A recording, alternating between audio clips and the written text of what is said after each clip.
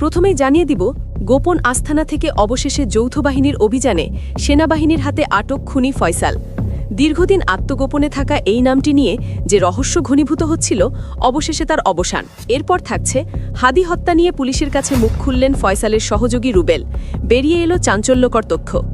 হাদি হত্যার নির্দেশদাতা হিসেবে ফেসে যাচ্ছে বিএনপির বিতর্কিত নেতা মির্জা আব্বাস। এবং সবশেষে দেখবেন, প্রাথমিক জিজ্ঞাসাবাদে হাদি হত্যার মাস্টারমাইন্ড সম্পর্কে চাঞ্চল্যকর তথ্য ফাঁস করলেন শুটার ফয়সাল করিম মাসুদ। ত্রয়োদশ জাতীয় সংসদ নির্বাচনের সময় আর বেশি দিন বাকি নেই। সবাই তাই এখন নির্বাচনী প্রচারণায় ব্যস্ত। নির্বাচনী লড়াইয়ে মাঠে সবাই আছে, শুধু নেই শরীফ ওসমান হাদি। সেই যে ডিসেম্বরের এক জুমার নামাজ পড়ে নির্বাচনী প্রচারণায় গিয়েছিলেন, এরপর তার আর ফেরা হয়নি সেখান থেকে। সততার সঙ্গে রাজনীতি করতে গিয়ে দুর্বৃত্তদের হাতে নিহত হতে হয়েছিল তাকে। এমনকি তার মৃত্যুর ১.৫ মাস পেরিয়ে গেলেও এখনও কেউ ভোলেনি সেই কালো অধ্যায়। তার হত্যার ন্যায় বিচারের আশায় এখনও লড়ে যাচ্ছেন তার ভক্ত সমর্থকরা। তবে মোটেই থেমে নেই গোয়েন্দা পুলিশ। তাদের প্রচেষ্টায় ডিবি পুলিশের সহায়তায় দক্ষিণ কেরানীগঞ্জের আটি নয়াবাজার এলাকা থেকে ফয়সালের সহযোগী রুবেলকে গ্রেফতার করেছে সিআইডি। আর ২ দফায় ৯ দিনের রিমান্ডে অবশেষে হাদি হত্যার দায় স্বীকার করেছে রুবেল। শরীফ ওসমান হাদিকে হত্যায় নিজের দোষ স্বীকার করে এবার আদালতে জবানবন্দি দিয়েছেন মামলার প্রধান আসামি ফয়সাল করিম মাসুদ ওরফে রাহুলের ঘনিষ্ঠ সহযোগী রুবেল আহমেদ। তিনি নিষিদ্ধ ছাত্রলীগের সাবেক সাধারণ সম্পাদক গোলাম রাব্বানীর বন্ধু বলেও জানা গেছে। তদন্ত সংশ্লিষ্ট সূত্রে আরও জানা গেছে, জবানবন্দিতে রুবেল এই হত্যাকাণ্ডের মূল পরিকল্পনাকারী ও মামলার প্রধান আসামি ফয়সালের ঘনিষ্ঠ সহযোগী হিসেবে নিজের সংস্পৃক্ততার কথা উল্লেখ করেছেন। এমনকি হত্যাকাণ্ডের দিন ঘটনাস্থলে তার ভূমিকা ও নেপথ্যের কারণ সম্পর্কেও তিনি গুরুত্বপূর্ণ তথ্য দিয়েছেন। ঢাকার রাজনৈতিক অঙ্গন, একটিমাত্র হত্যাকাণ্ড, আর তারপর থেকেই যেন একের পর এক বিস্ফোরণ। ওসমান হাদি হত্যার পর যেই নামটি ছায়ার মতো ঘুরে বেড়াচ্ছিল, সেই নামই ফয়সাল করিম মাসুদ। অবশেষে যখন তার গ্রেফতারের খবর ভেসে আসে, তখন প্রশ্ন একটাই, এতদিন পর কেন, আর এত নীরবে কিভাবে? কর্তৃপক্ষ জানিয়ে দেয়, থামুন, এটা কোনো মামুলি গ্রেফতার নয়। এটি ছিল সেনাবাহিনীর নেতৃত্বে চালানো একেবারে বইয়ের পাতার মতো নিখুঁত, উচ্চ ঝুঁকির, কৌশলে ভরপুর যৌথ অভিযান। আইন এখনও কাউকে চূড়ান্ত অপরাধী বলেনি ঠিকই, কিন্তু অভিযানের ধরনই বলে দিচ্ছে বিষয়টা মোটেও সাধারণ নয়। নিরাপত্তা সূত্র বলছে, হত্যাকাণ্ডের পরপরই ফয়সাল করিম মাসুদ যেন হাওয়ায় মিলিয়ে যান। এক জায়গায় থাকেননি, প্রতিনিয়ত বদলেছেন অবস্থান। মোবাইল ব্যবহার প্রায় নেই বললেই চলে।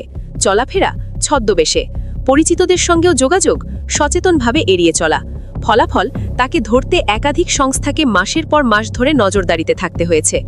গোয়েন্দা বিশ্লেষণে উঠে আসে এক চাঞ্চল্যকর ধারণা, ফয়সাল রাজধানীর বাইরে অর্ধশহর এলাকায় আত্মগোপনে। কিন্তু সেখানেই সরাসরি অভিযান মানেই ছিল রক্তপাতের ঝুঁকি।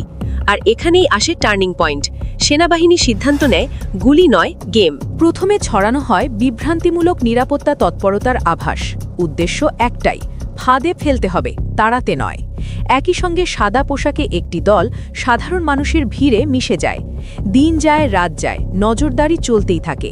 শেষ পর্যন্ত নিশ্চিত হওয়া যায়, সন্দেহভাজন নিয়মিত যাতায়াত করছেন একটি নির্দিষ্ট স্থানে, যদিও প্রতিবারই চরম সতর্কতায়।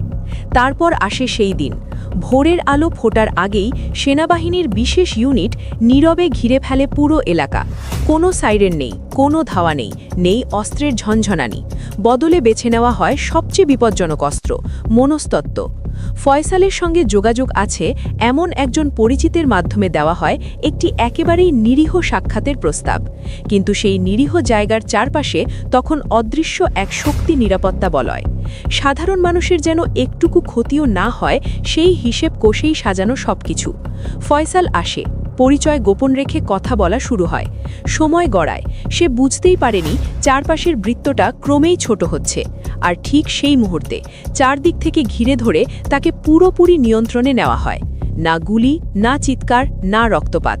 এমন নিখুঁত অপারেশন যে অনেকেই পরে জেনেছে কিছু একটা ঘটেছিল। নিরাপত্তা বাহিনীর বক্তব্য স্পষ্ট, রক্ত না ঝরিয়েই পরিস্থিতি নিয়ন্ত্রণ করাই ছিল একমাত্র লক্ষ্য। গ্রেফতারের পর ফয়সাল করিম মাসুদকে সেনাবাহিনীর তত্ত্বাবধানে প্রাথমিক জিজ্ঞাসাবাদে রাখা হয়। এরপর শুরু হয় আইন শৃঙ্খলা বাহিনীর কাছে হস্তান্তরের প্রক্রিয়া। কিন্তু দর্শক, এখানেই কি গল্প শেষ? না, এখান থেকেই শুরু হয় আসল ঝড়। হঠাৎ সামনে আসে আরেকটি সূত্র। তাদের দাবি শুনলে চমকে উঠতে হয়। তারা বলছে ফয়সাল রাজধানীর বাইরে ছিলেনই না, বরং ছিলেন রাষ্ট্রপতির তত্ত্বাবধানে। এত গোপনীয়তা, এত নাটক, সব নাকি রাষ্ট্রপতিকে আড়াল করতেই। আর রাজধানীর বাইরে গ্রেফতার একটি সাজানো গল্প। এই দাবির পর মুহূর্তেই রাজনৈতিক অঙ্গনে নেমে আসে তীব্র কম্পন। পরিস্থিতির গুরুত্ব বুঝে অন্তর্বর্তীকালীন সরকারের প্রধান উপদেষ্টা ডক্টর মোহাম্মদ ইউনুস সরাসরি প্রশ্ন ছুড়ে দেন রাষ্ট্রপতির দিকে। তার কণ্ঠে ছিল ক্ষোভ, ছিল বিস্ময়। হাদিকে সরিয়ে দিতে ফয়সালকে মোটা অঙ্কের অর্থ দেওয়া হয়েছে, এমন ইঙ্গিত তথ্য প্রমাণেই মিলছে। একটার পর একটা চমক। কেঁচো খুঁড়তে গিয়েই যেন বেরিয়ে আসছে বিষধর সাপ। হাদি হত্যার পর্দা উঠতে শুরু করেছে। এতদিন যাদের দেখা যায়নি, তারা নাকি এখন আলোয় আসছে। পুলিশি তদন্তে উঠে আসা তথ্য রাজনীতির অন্দরমহলের রীতিমতো ভূমিকম্প ঘটিয়েছে। হত্যার মাস্টারমাইন্ড হিসেবে একের পর এক হাই প্রোফাইল নাম সামনে আসছে। আর সবচেয়ে বড় ধাক্কা, রাষ্ট্রপতির নাম। তদন্ত সংশ্লিষ্ট সূত্র বলছে এটি কোনো একক ঘটনা নয়, এটি বহুদূর পর্যন্ত বিস্তৃত একটি গভীর ষড়যন্ত্র। সিসিটিভি ফুটেজ, কল রেকর্ড, আসামিদের জবানবন্দি সবই ইঙ্গিত করছে একটি নির্দিষ্ট মহলের দিকে। হত্যার আগে ও পরে বড় অঙ্কের সন্দেহজনক লেনদেনের তথ্য সামনে এসেছে। আর সেই অর্থের সূত্র ধরতেই গোয়েন্দাদের রাডারে আসে রাষ্ট্রপতির নাম, এমনটাই দাবি। অভিযোগ এখানেই থামে না। তদন্ত ভিন্ন খাতে নিতে ইচ্ছাকৃতভাবে বিভ্রান্তিকর তথ্য ছড়ানো হয়েছে বলেও অভিযোগ। সর্বশেষ দাবি আরও ভয়ঙ্কর। রাষ্ট্রপতির সরকারি বাসভবন থেকেই নাকি ফয়সাল করিম মাসুদকে আটক করা হয়েছে। দায়িত্বশীল এক পুলিশ কর্মকর্তার ভাষায়, হাদিকে গুলি করার জন্য রাষ্ট্রপতি নিজেই ফয়সালকে অর্থ দিয়েছিলেন। প্রশ্নটা তাই ভয়াবহ। রাষ্ট্রের সর্বোচ্চ অভিভাবকের আসনে বসে একজন খুনিকে ভাড়া করা এবং তাকে পাহারা দেওয়া কিভাবে সম্ভব?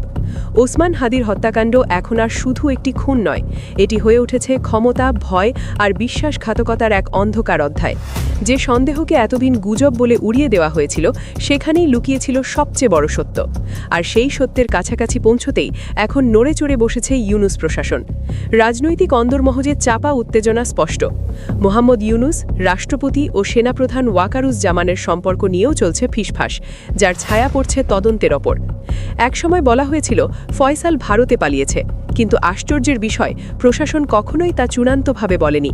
বরং ডিজিএফআই এর অনুসন্ধানে উঠে আসছে আরও ভয়ঙ্কর ইঙ্গিত, এমন শক্তির নাম যার ছায়া নাকি আরও অনেক ওপরে। তদন্ত সংশ্লিষ্টরা বলছেন, ফয়সাল যদি জীবিত থাকে তবে ফাঁস হয়ে যেতে পারে সেই নাম যে দাবার বোর্ডে বসে পুরো খেলাটা নিয়ন্ত্রণ করেছে। সেই মাস্টারমাইন্ড সামনে এলে